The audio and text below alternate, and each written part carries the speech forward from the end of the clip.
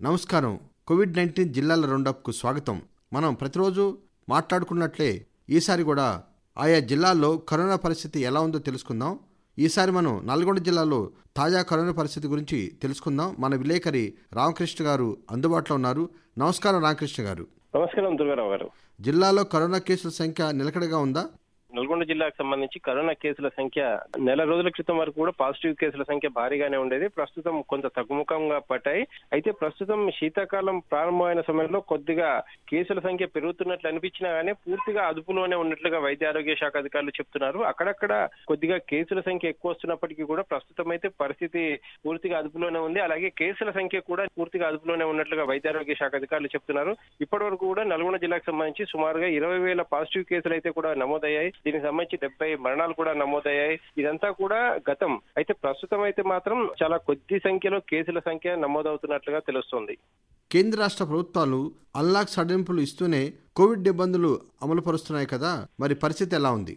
ప్రజా జీవనం మెరుగుపరిచేందుకు కేంద్ర రాష్ట్ర ప్రభుత్వాలు అన్లాక్ సడలింపులు ఇస్తూ వస్తున్నాయి. ఇప్పటి వరకు కూడా 5 అన్లాక్ సడలింపులు కూడా కేంద్ర రాష్ట్ర ప్రభుత్వాలు ఇచ్చాయి. దీనికి సంబంధించి పూర్తిగా జిల్లాలో కోవిడ్ నిబంధనలు పాటిస్తూనే అన్లాక్ నిబంధనలు అయితే పాటిస్తూ వస్తున్నారు. ప్రజా జీవనానికి సంబంధించి ఇప్పటి వరకు ఎలాంటి ఆంక్షలు అయితే లేవు.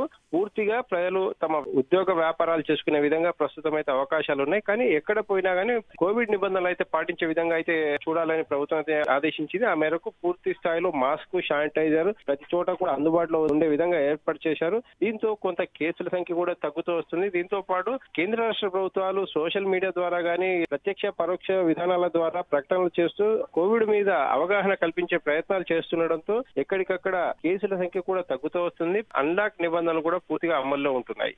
గత కొన్ని నెలల నుంచి మనం రకరకాల పండుగలు జరుపుకుంటున్నాం. దసరా, దీపావళి, బతుకమ్మ వంటి అనేక పండుగలు జరుపుకున్నాం. ఈ పండుగలన్నీ నిబంధనలకు లోబడి జరిగాయా జిల్లాలో? తెలంగాణ వ్యాప్తంగా కూడా అతిపెద్ద పండుగ దసరా పండుగ, అలాగే దానికి ముందు వచ్చే బతుకమ్మ పండుగ, దేశవ్యాప్తంగా జరుపుకునే ఈ దీపావళి పండుగలన్నీ కూడా ప్రస్తుతం అయితే పూర్తిగా కోవిడ్ నిబంధనలకు లోబడే జరుపుకుంటున్నారు. అయితే నల్గొండ జిల్లాకు సంబంధించి చూసుకుంటే జిల్లాలో బతుకమ్మను అతిపెద్ద పండుగ నిర్వహించుకుంటారు. కానీ ఈసారి ప్రభుత్వం ఎవరి ఇంటి ముందు వాళ్ళే ఏ కాలనీకి సంబంధించి అక్కడే నిర్వహించుకోవాలని ప్రభుత్వం ఏదైతే సూచించిందో దానికి తగ్గట్టుగా మహిళలంతా కూడా పూర్తిగా మాస్కులు ధరించి అలాగే ఇంటి ముందు మాత్రం బతుకమ్మలు ఆడుకున్నారు. కొంత ఇది ఇబ్బందికరమైనప్పటికీ కూడా ప్రభుత్వం చెప్పిన సూచనలకు అనుగుణంగానే ఇంటి ముందు బతుకమ్మ ఆడుకుని కొంత ఐక్యతను కూడా ప్రదర్శించారు. కోవిడ్ పారదోలాలనే ముఖ్య ఉద్దేశంతో చేసిన ప్రభుత్వం ఈ ప్రకటనని అందరూ కూడా స్వాగతించారు. అలాగే ఇటు దసరా గానీ అటు దీపావళి గానీ పూర్తి స్థాయిలో కోవిడ్ నిబంధనలు పాటిస్తూ జరుపుకున్నారు. ఈసారి దీపావళికి మాత్రం కొంత ఇబ్బందులు అయితే తప్పలేదు. నల్గొండ పట్టణంలో కాలుష్య నియంత్రణ మండలి చెప్పిన ప్రకారం నల్గొండ పట్టణంలో గాలిలో నాణ్యత శాతం కొంత తక్కువగా ఉండడం వల్ల గ్రీన్ ట్రిబ్యునల్ ఏదైతే ఆదేశించిందో తెలంగాణ వ్యాప్తంగా కూడా 4 పట్టణాల్లో ఈసారి టపాసులు నిషేధించాలని గ్రీన్ ట్రిబ్యునల్ ఆదేశాల ప్రకారం నల్గొండ పట్టణంలో కూడా ఈసారి పటాసులు నిషేధిస్తూ ప్రభుత్వం ఆదేశాలు జారీ చేసింది. అయితే తెలంగాణ వ్యాప్తంగా కూడా నల్గొండ, హైదరాబాద్, సంగారెడ్డి అలాగే పటాన్చెరు ఈ పట్టణాల్లో గాలి నాణ్యత తక్కువగా ఉన్నందువల్ల ఇక్కడ కాలుష్యం మరింత పెరిగి కోవిడ్ కు కారణమయ్యే అవకాశం ఉన్నందున ఇక్కడ టపాసులు నిషేధించాలని గ్రీన్ ట్రిబ్యునల్ చేసిన ఆదేశాల మేరకు నల్గొండ జిల్లాలో ఈసారి టపాసులు లేకుండా కేవలం గ్రీన్ క్రాకర్స్ దీపావళి మాత్రమే నిర్వహించుకున్నారు. కేవలం దీపాలతో మాత్రమే దీపావళి పండుగను జరుపుకున్నారు. చాలా మంచి విషయాలు తెలిపారు. మరి జిల్లాలో ధాన్యం కొనుగోలు పరిస్థితులు ఎలా ఉన్నాయి?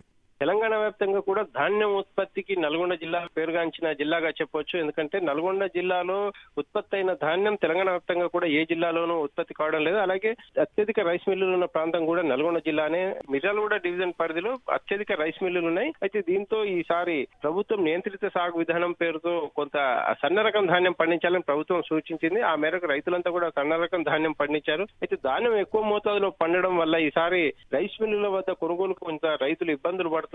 ఎందుకంటే రైతులంతా కూడా ఒకేసారి పంట వేశారు. అలాగే ఒకేసారి అంతా కూడా కోతకు రావడం వల్ల కోసిన ధాన్యం కోసినట్టుగానే వెంటనే మిల్లులకు తరలించడం వల్ల కొంత అక్కడ జాప్యం జరిగింది. కొంత రైతులు కూడా ఇబ్బంది పడ్డారు. దీంతో వెంటనే ప్రభుత్వం 1-2 రోజుల్లోనే కల్పించుకుని మంత్రి జగదీష్ రెడ్డి ఆధ్వర్యంలో పలు దఫాలుగా మిల్లర్లతో కూడా సమావేశాలు జరిపి రైతులకు ఎట్టి పరిస్థితుల్లోనే ఇబ్బంది కలగొద్దనే ఉద్దేశంతో రైతులకు టోకన్ల జారీ విధానం ద్వారా ప్రస్తుతం ధాన్యం కొనుగోలు జరుగుతున్నాయి. నల్గొండ జిల్లాలో తాజా కరోనా పరిస్థితి, అలాగే వాణిజ్య కార్యకలాపాలు, తర్వాత వ్యవసాయ పరిస్థితుల గురించి వివరించినందుకు ధన్యవాదాలండి రామకృష్ణ గారు. అదండి నల్గొండ జిల్లాలో తాజా కరోనా పరిస్థితి. మరి మరో రోజు మరో జిల్లాలో కలుసుకుందాం. అంతవరకు సెలవు. నమస్కారం.